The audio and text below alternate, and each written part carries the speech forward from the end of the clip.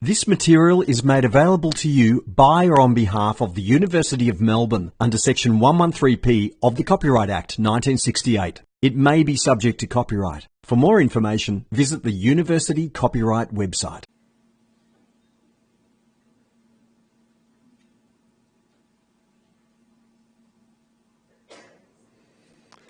Okay. Well, welcome again everyone to the second of 4 lectures on genome assembly, and thank you for attending on a cold, miserable Melbourne Friday afternoon. In case you're wondering why Douglas seems to have had a shave and gone bald, gone grey, I'm not Douglas. I'm just helping him out with some assembly lectures. So.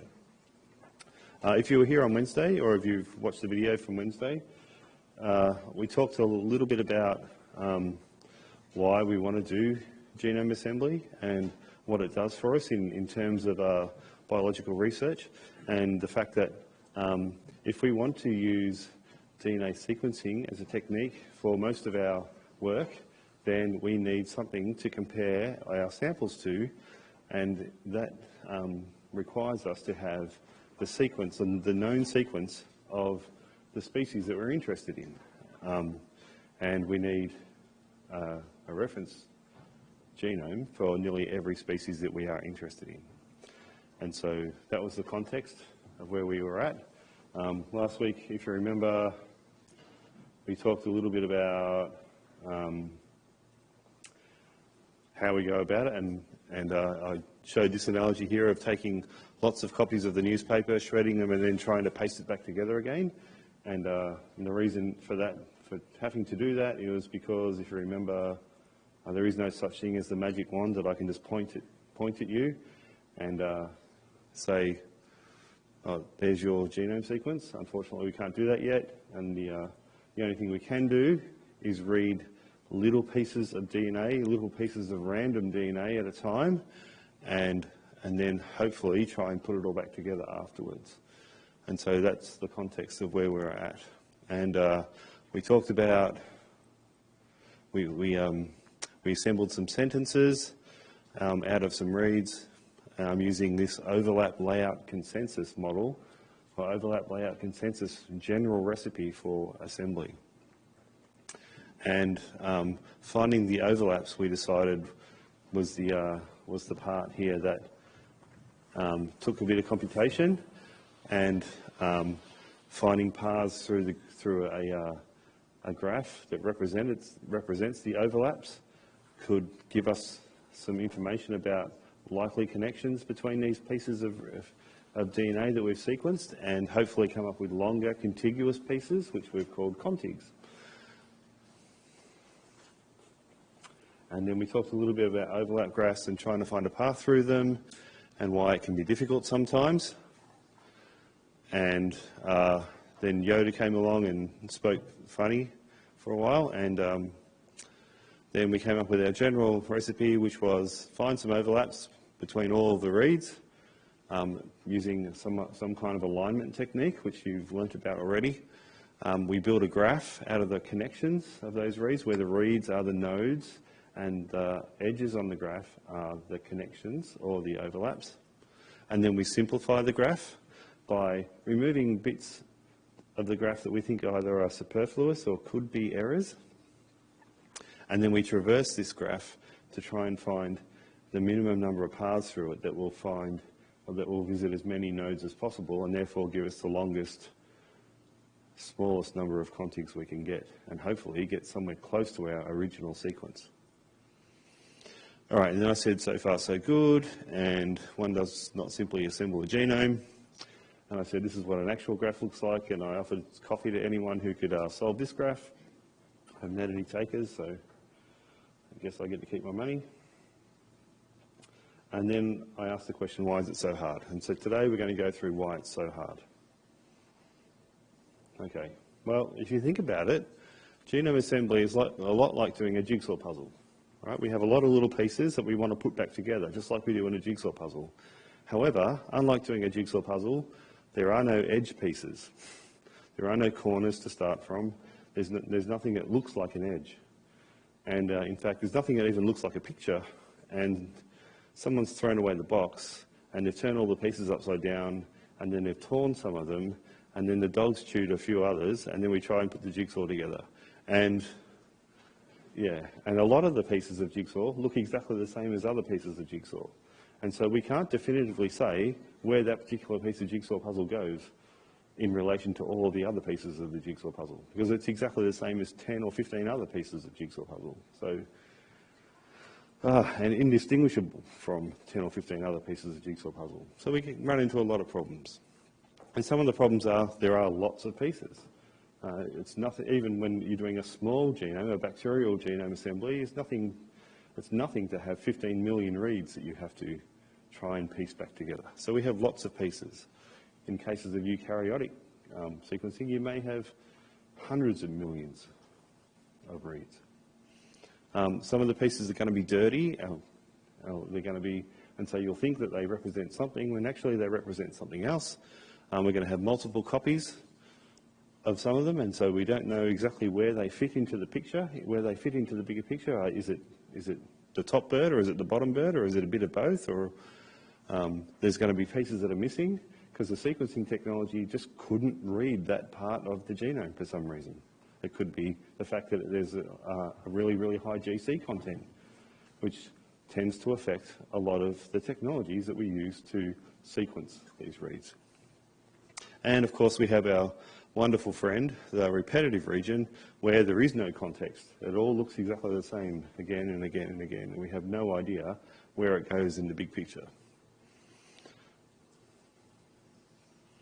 All right, so if we have many, many pieces, and the read length is very short compared to the genome, and remember that the just one strand, single strand of the human genome's 3.2 billion base pairs, and a typical short read length is in the hundreds, then they are much, much, much shorter than the actual thing we're trying to assemble. And we have a puzzle with millions to billions of pieces, and storing everything, all of these things, in RAM, in computer speak, is actually quite difficult. So one of the challenges of genome assembly to start with is just trying to fit all of the data into RAM to begin with. It's actually quite hard. And then there are lots of overlaps. So this is a bit of a chart that sort of explains the relationship between the number of reads you have and the number of overlaps you have to compute. And you can see that for 2 reads, you only have to do one alignment between the 2 reads. But for 3 reads, you've got to do 3. For 4, you've got to do 6, and so on, all the way up to 12 reads, you have to do 66 alignments. And in fact, there's a mathematical relationship that describes this, and the number of comparisons you need to do is n times n minus 1 divided by 2, which is, in computer speak, is close enough to n squared that it's not funny. And so every time you increase the amount of reads that you have, you square the number of alignments you have to do. And you saw doing an alignment with a dynamic programming algorithm where you do global alignment or local alignment. In this case, you'll be doing glocal alignment, where you're global in the read but local in one of the other reads, or even a combination of, was it edge-aware, n-gap-free alignment? I can't remember exactly which one it is, but trying to do some kind of computed alignment between millions and millions of reads, when you've got to do n squared of those, is going to take a long, long, long time to compute, okay? And so there are lots and lots of smart tricks that we use in genome assembly to reduce this closer to n. There's lots of sky in our picture.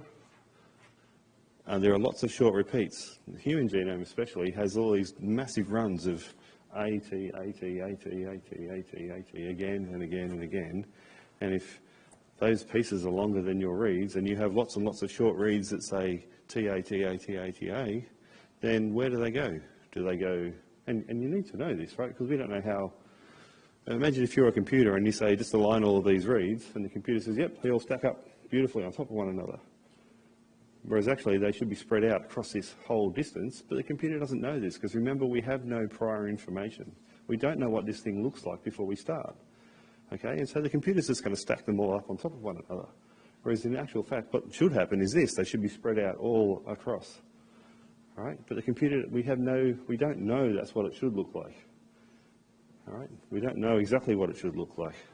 And the computer has absolutely no idea.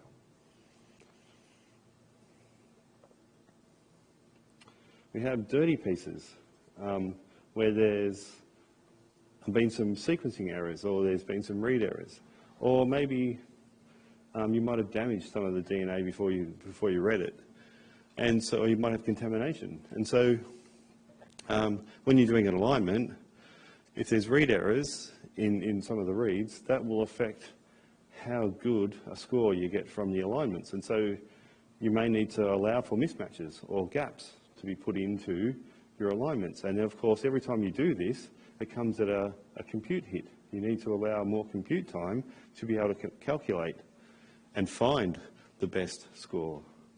And of course, what is a good alignment? What is a good alignment?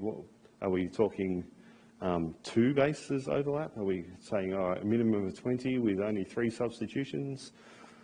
Is it dependent on the read length? Is it dependent on a whole bunch of other things?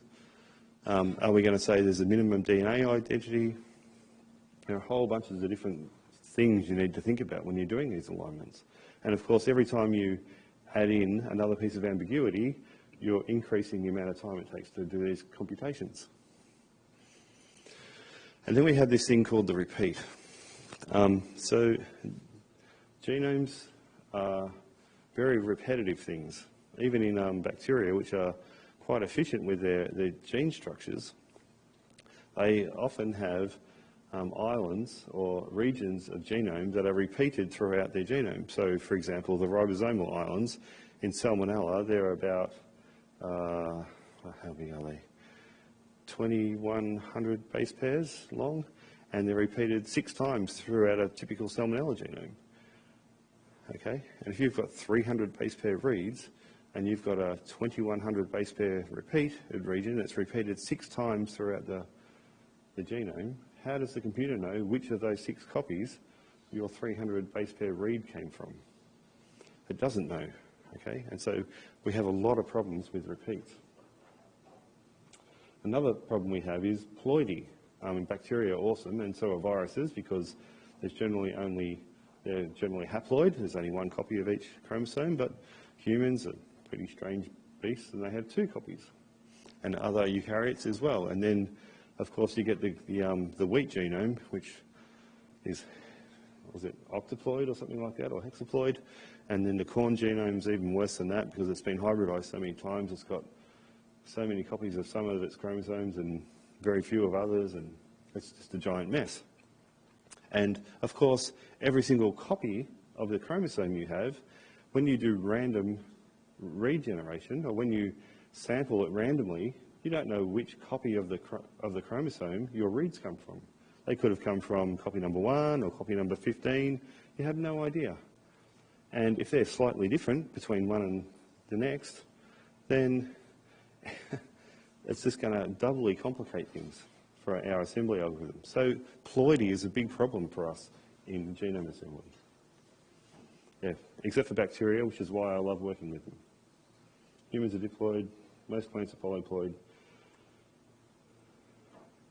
And this notion of heterozygosity causes bubbles in our assembly graph. It's the main cause. In eukaryotic or a multiploidy assembly, these heterozygosities are the main cause of bubbles or strange things that we see in our graph, where there's multiple paths to go through the graph to reach the same destination. All right, repeats. So what is a repeat? It's a segment of DNA that occurs more than once in the genome. And remember, our genome's huge. And so we're almost guaranteed to have a repeat of a certain length, okay? And sometimes we can get really, really long regions of our genome that are repeated. And sometimes they're called tandem repeats, where they all just are right next to one another, like the TA, TA, TA, TA, TA, TA is just T and A repeated a lot of times. And sometimes there are other little pieces like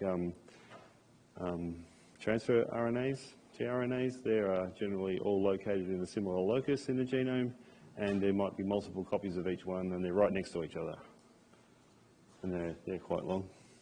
Or sometimes they could be interspersed, where you have the repeats spread out all the way along the genome, like the ribosomal islands in bacteria. Yep. Is it only when the length is larger than 2 that you can call it a segment? Yeah, pretty much. Yeah. If it's just single vector. No. Otherwise, it's just a homopolymeric run. Yep. All right, so we have these micro or mini repeats. They're generally all lumped together into tandem repeats, and in the human genome they make up around about 3%, and they're of length between 2 and 100 base pairs. We have these things, transposable elements, which make up about 12% of the human genome, and they're about 200 to 5 kilobases long. We can have ribosomal, and they can in humans they can be between 2,000 and 43,000 bases long, and they make up about 0.01% of our DNA, but they are repeated. And then there's whole segments that can be duplicated for different reasons. All right, and so as soon as we have 2 pieces of DNA separate in our genome that look exactly the same, right, and we sample randomly from those segments, the computer cannot tell which segment they originally came from because they look exactly the same. Okay, we just don't know where they came from. We're sampling randomly from the entire genome, and sometimes the computer is going to pull out of this one, and sometimes it's going to pull it out of this one, or the lab work is going to pull it out of each repeat, and the computer has no idea where it came from. And that can be really important in terms of context, all right? And I'll explain a bit why in a minute. And this is why. So here we have the black line at the top. I'll do it on the mouse so we can see. So this black, red and yellow, red line here is our genome, and we've sampled from it randomly. So here are all of our little pieces, and this block in red have come from the copy number 1 of the repeat, and these yellow reads have come from inside the copy number 2 of the repeat. And now imagine you're the computer and you're going to take all these little pieces and align them all up and try and build a graph and then make a nice contiguous piece. And so for these reads here, it's actually quite easy because it just finds all the overlaps and says, all right, here's my consensus sequence. It's really easy. And for this section here, it's the same, all right? It's just a bit longer, but it finds the overlaps and says, oh, here's a nice path through here, and here's my finished piece here. And the same with the one on the end. However, when it gets to these reads, the yellow reads and the red reads, they all overlap one another. And so the computer lumps them together because the overlaps say that all of these reads are connected. And so in the graph, this becomes a giant bundle of connections between reads. All right? And there are connections from this piece, or from this piece here going into there, and from this piece going into here, and from this piece going into here, and the computer gets hugely confused. And it's all because the computer can't tell the difference between the red and the yellow pieces, because they look exactly the same. There is no difference between them, because they come from, it's only we know that they come from 2 different copies of similar parts of genome, but the computer doesn't know that. And so we get this horrible mess where instead of just coming back with a single sequence out of our assembly, we actually get 4. We get the extreme left-hand end, the extreme right-hand end, the center section, and then the repeat, all collapsed in on itself. And this is kind of why. So if you think about it, this blue section here runs into the red copy, which then runs into the green copy, into the green section, which then runs into this yellow copy of the repeat, which runs into the purple. And when you take all the reads and find all the overlaps, you'll see this kind of effect in our overlap graph, where the blue section goes into this yellow-red section, which can then either go into the purple section or the green section, and the green section comes into this yellow-red section and can either go back into the green section again or into the purple section. And so do we start here and go around this loop 4 or 5 times because we don't know anything? Remember, we don't know what it looks like, right? We have no prior information, and because we're scientists, we don't like to make stuff up. And so we can't guess. Okay, we can't just say, oh yeah, it's probably 2. That'd be about right. I reckon it's 2. But we can't say that because that's just making stuff up. We're not allowed to do that, right? So we have to, when we see these problems like this, where the computers collapse the repeat, we have to say, all right, well, in actual fact, the only thing we can say about this piece of assembly is that this is a separate piece, and this is a separate piece, and this is a separate piece, and this is a separate piece. And so instead of coming back from our assembly with one long continuous piece of DNA, where we've assembled the entire genome, we get these breaks. And it's caused by the ambiguities in the graph caused by the repeats. And so we end up with 4 contigs, 4 contiguous pieces rather than 1. I hope that makes sense to everybody.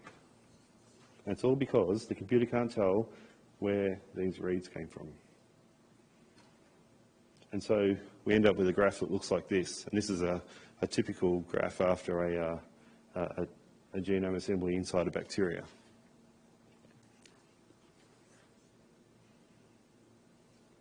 Now, this can be fixed with long reads. So if we have reads that are longer than the length of the repeat, they can give us context. They can tell us which parts of the genome are connected to which other parts of the genome and give us evidence for that. So that for instance, this read here actually starts in the left-hand side and ends in the middle, and it goes all the way through the repeat.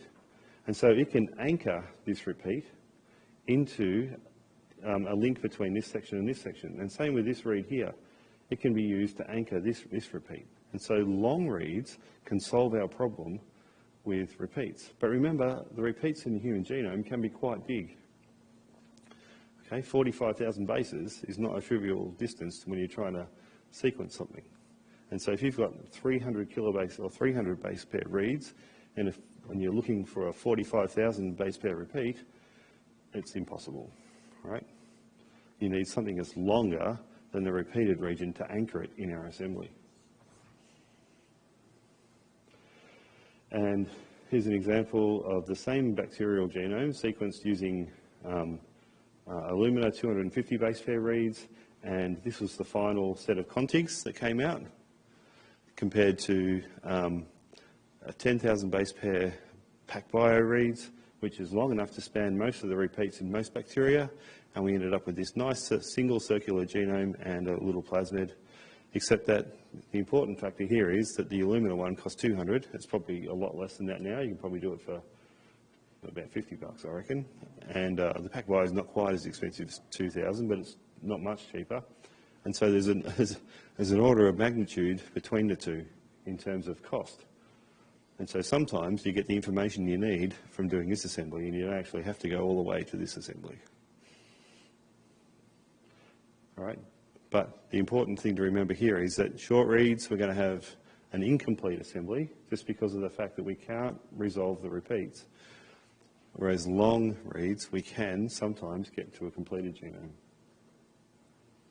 All right, the 2 laws of repeats.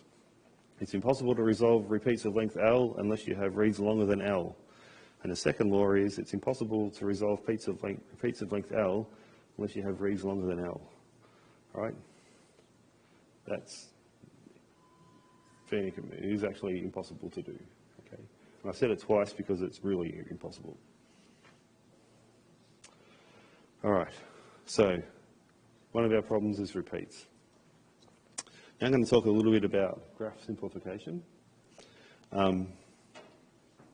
Remember how in the Yoda example where we had the graph looked a bit strange when we aligned our pieces of sentence and we had little spurs coming off it everywhere. And then we said, well, actually, this read is contained completely inside this other one here. So let's cut it out of the read and make our job a little bit easier. Right? That was graph simplification. All right? So in our general recipe, we take our reads, we look for all the overlaps, we build a graph, and the next step is to do graph simplification. And so that's what we're going to do here. We're going to do some simplification of our graph to hopefully make life easier when we start traversing it. So some of the things we can do is we can squash small bubbles. So if you're doing a diploid genome and there's only a single base pair difference between strand A and strand B, then, you know, it's going to cause a divergent path in your graph. But if it's only a single base pair difference, then you can probably put it down to either a read error or heterozygosity, and you can probably collapse that bubble and just remove it. There are some times, because of read errors, especially in Illumina,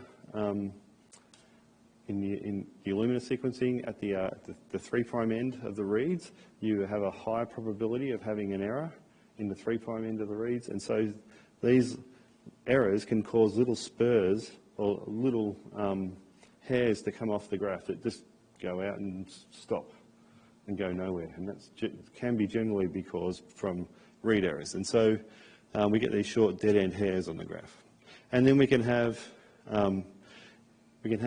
nodes. For some reason, the computer's just said, well, you know, here's a stretch of DNA, here's another stretch of DNA, and there's a connection between them, and there's no other connections around them because we've removed all the ambiguity from the first two steps.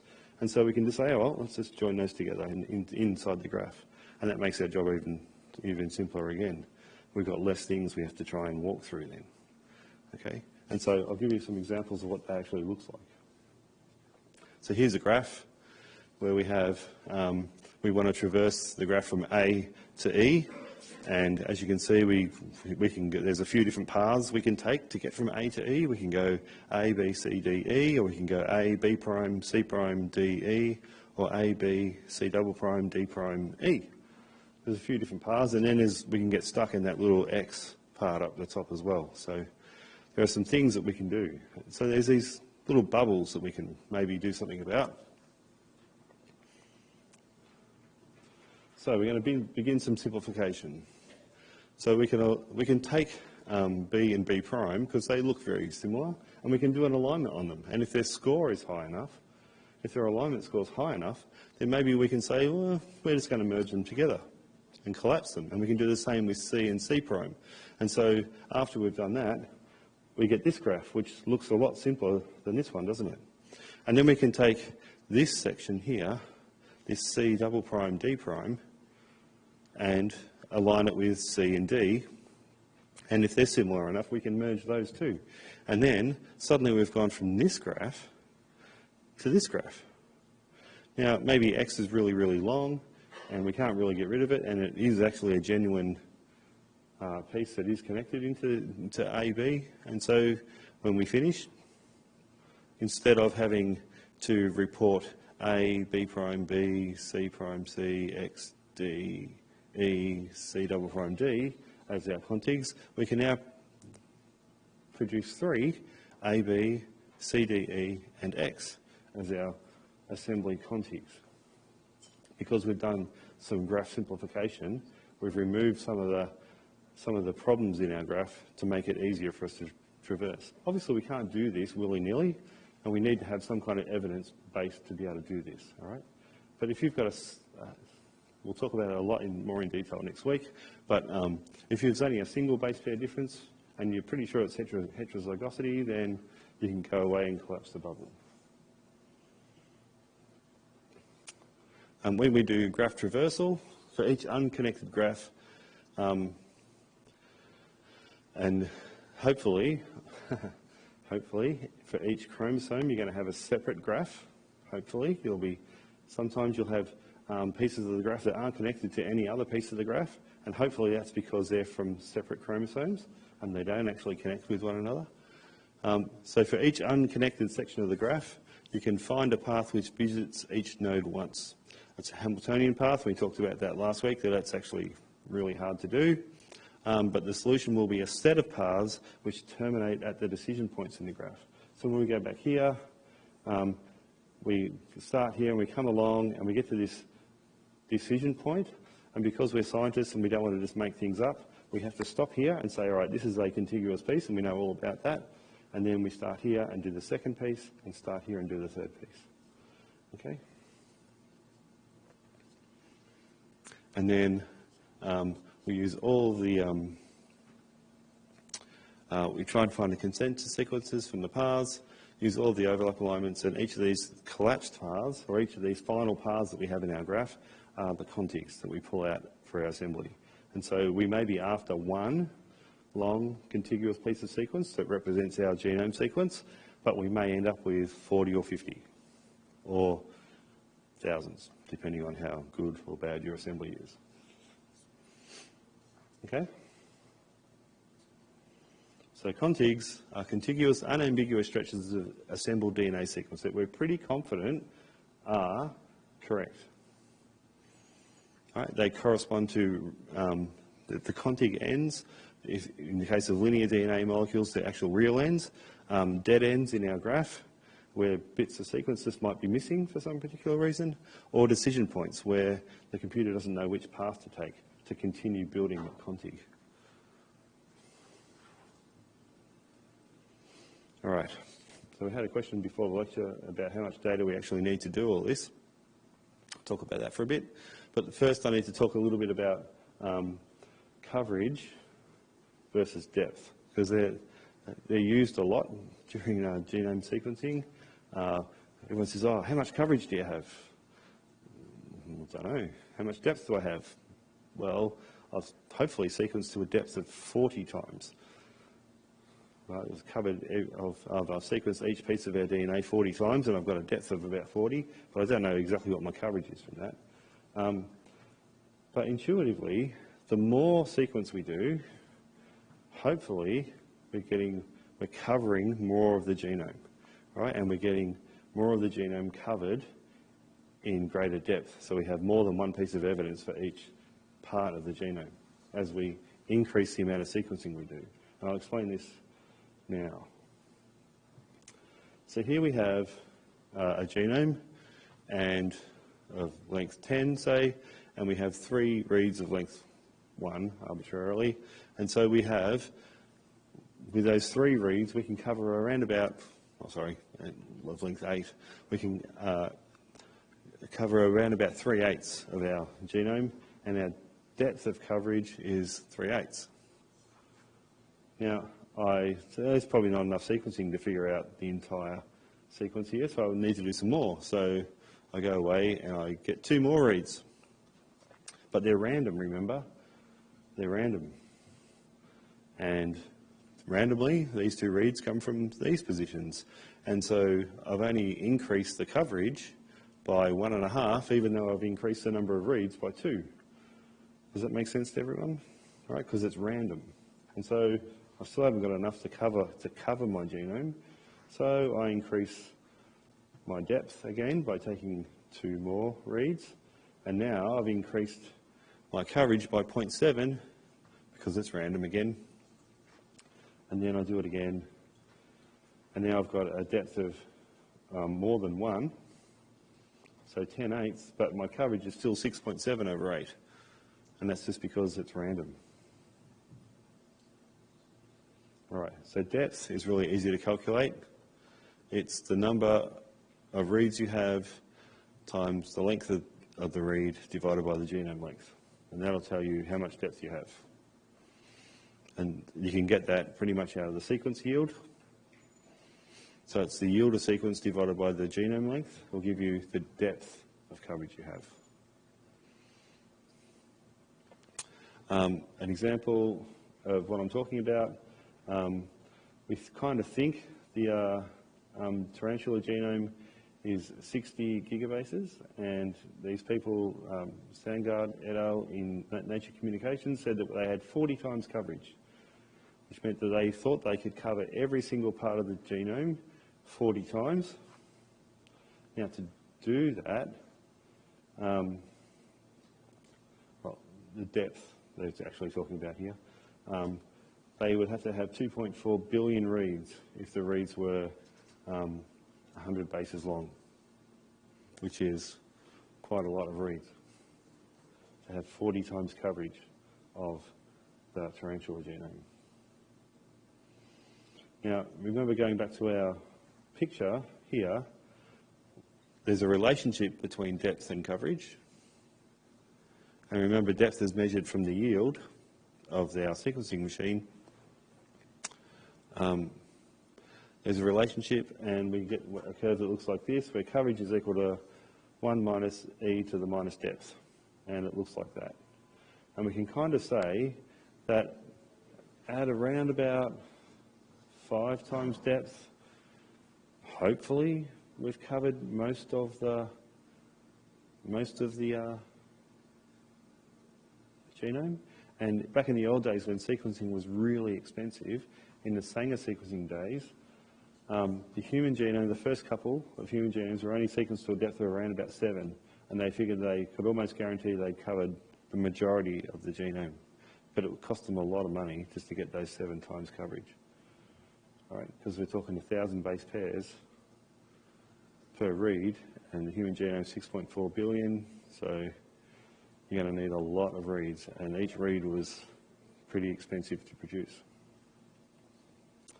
All right, so if you do some analysis and your depth is only 2.5, then you can kind of say that, no, I'm probably only covering about 90% of my target genome. And so you need to sequence to more depth to get coverage of the entire genome. But in reality, it's not even this simple, because sequencing technologies really don't like extreme GC contents. And so extreme AT-rich regions, especially if you're using Illumina, really the amount of sequence that comes out of those regions is very low, and the amount of sequence that comes out of high GC regions is also very low. And so you actually need to sequence to a whole lot more depth than you think you do. And so that's why some people get to up to 40, 50, 80, or even 100 times depth, all right? Just to make up for the fact that these AT-rich regions and GC-rich regions are hard to get sequence out of in the first place. It's not so much an issue for nanopore or PacBio. It still is a little bit, but not as much. All right. So we've looked at our generalized assembly recipe, where we take our reads and we look for overlaps, and we build a graph, and then we simplify the graph, and then we traverse the graph to pull out contigs, right? And that's great. The computer's done a wonderful job, and we pat it on the back and say, well done, you can have the weekend off. But then how do we know that it's done a good job at actually assembling it if we don't know what it's meant to look like in the first place? Remember, we're building a jigsaw puzzle without being able to see the box or the picture, right? And so how do we know if we've got a good assembly or not? Well, there's a whole bunch of ways that we can kind of figure it out. We can look at the contiguity of our assembly, or how together our assembly is. We can look for completeness. Have we do the total length of all of our contigs when they're added together? Are they around about the length of our target sequence? And we can look for correctness. And there's a bunch of different ways we can look for correctness, and I'll explain that in a bit. So for contiguity, we would like to have as long as contigs as we can have, and we want as few of them as possible. So we want our entire genome sequence after we've done our assembly to come back in as many long contigs that cover as much of the genome as possible. And so we want to have a few contigs that are really long and cover most of our genome. And the metrics that we can use to measure that are the number of contigs themselves. So if we have a low number of contigs that come out of our assembly, maybe that's a good thing. We can look at the average contig length, or the median, or the maximum contig length. But the one that we generally use is this thing called N50. And you may have heard that bandied around in the past. I better hurry up. All right, and so N50 is a kind of a made-up statistic, but basically the way we work it out is if we have a 1 megabase pair genome, and after it comes back from our assembly, we have this beautiful config here, which is 300 kilobases long, and we have this other one here, it's 100 kilobases long. What we do is we take all of the contigs that we get back and we sort them in order of length. And then, because we kind of know that our genome's a megabase, so halfway through that is 500 megabases, 500 kilobases.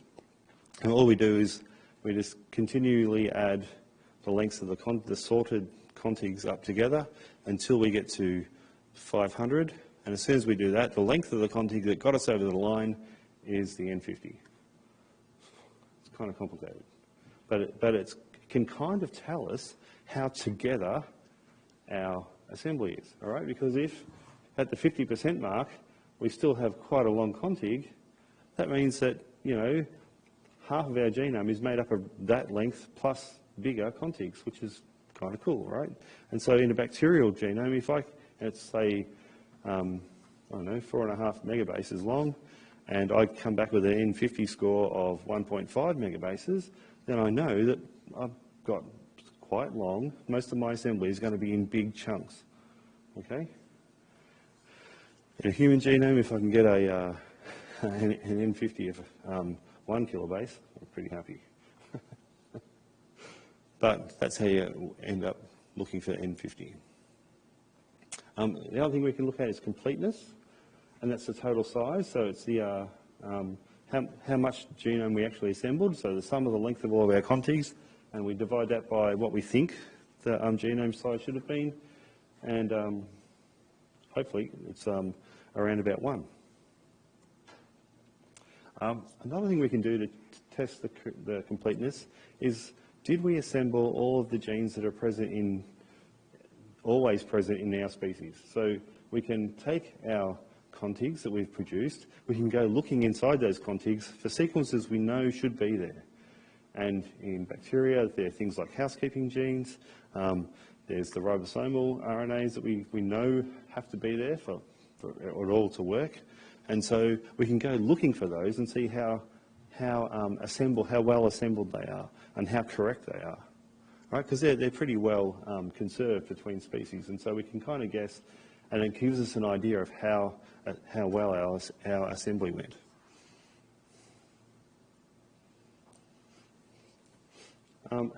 One of the other things we can do is we can look for misjoins, repeat compressions, unnecessary duplications, and indels and SNPs caused by the assembler.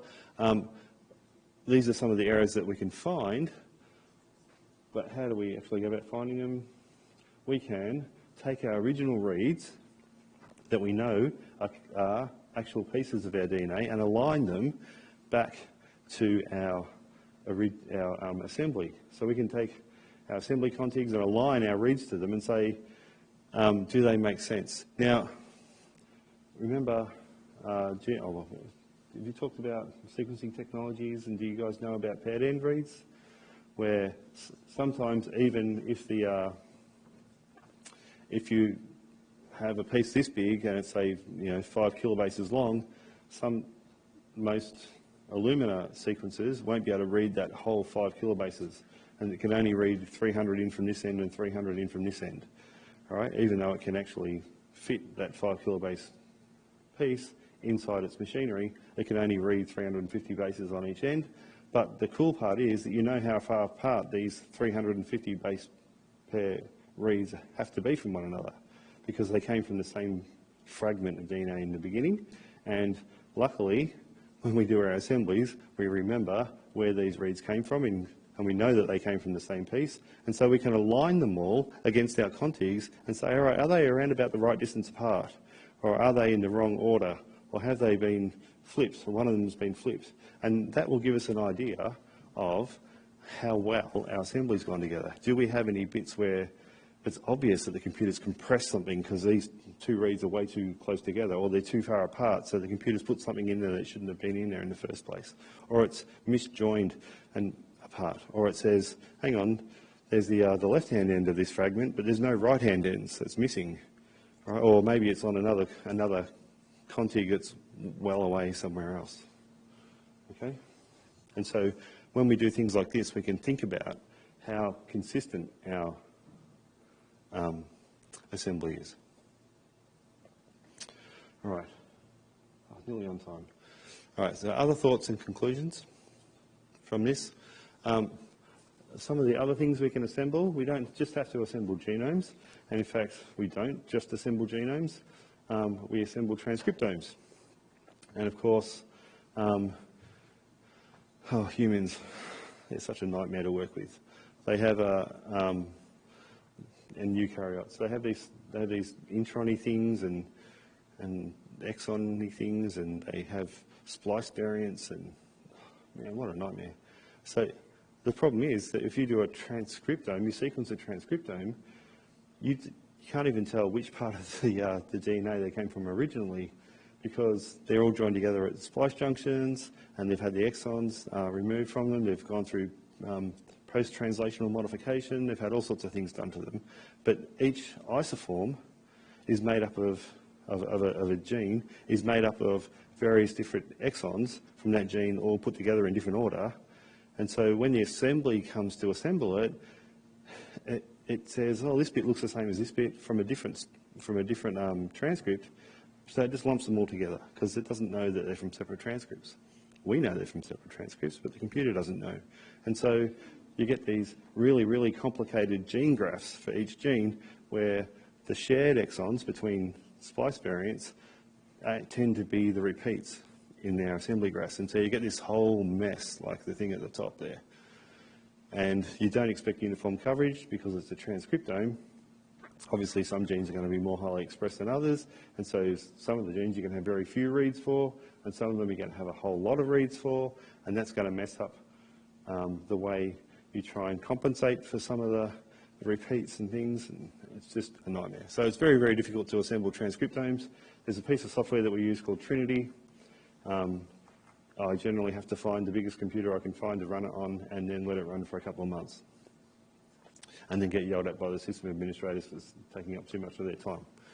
Metagenomes are another problem. So when you have a mixture of bacterial species and you just extract the DNA out of all of them at once, throw them at the sequencing machine and say, hey, assemble this, well, of course, you're going to have problems that some of the genes between species are going to be very similar, and so the assembler puts them all together and you get these whole messy graphs. And then people have even started assembling metatranscriptomes, which I'm not even going to go to because it makes me look like that. All right, so there's some take-home points from the first two lectures. De novo assembly is the process of reconstructing a long sequence from many short ones where you don't know what you're looking at, you don't know what you're starting with. The way we represent it inside a computer is with an overlap graph. Okay, so it's a representation of the connections that we've got between all our little pieces, all our little random pieces of DNA to help us figure out where they came from and help us reconstruct our original sequence again. And assembly is very challenging because, or even impossible, because there's lots of bias in certain regions, high GC content, for example. Reads are short relative to the genome size, even with long reads. And repeats create tangled hubs in the assembly graph that just make it no fun at all. And errors in our sequencing cause detours and bubbles and all sorts of weirdness in our graph, which make it difficult for us to move through it and pull out nice looking contigs. All right, next week, on Wednesday and Friday next week, we're going to look at the methods for actually constructing the graphs. And we're going to spend a whole lot of time, probably half of the time, looking at these weird special kind of graphs called de Bruijn graphs, where we use them so that we can remove a lot of the computation issues that we have when we're constructing these graphs in the first place. We can skip a lot of the overlap alignments. and make it a lot easier for ourselves to build the graph in the first place. And so we're going to talk about the brown graphs quite a bit, and then more recently, as the long read technology is developed and the number of reads that we get out of them, or the number of reads that we need to cover our genomes has decreased, it's feasible now, computationally feasible for us to move back towards the overlap layout consensus method. And so there are some new assemblers coming out specifically tailored for nanopore technology and PacBio, which make our life easier again. So that'll be next week. And that's it for the first 2 lectures. Thank you very much, Simon. No worries.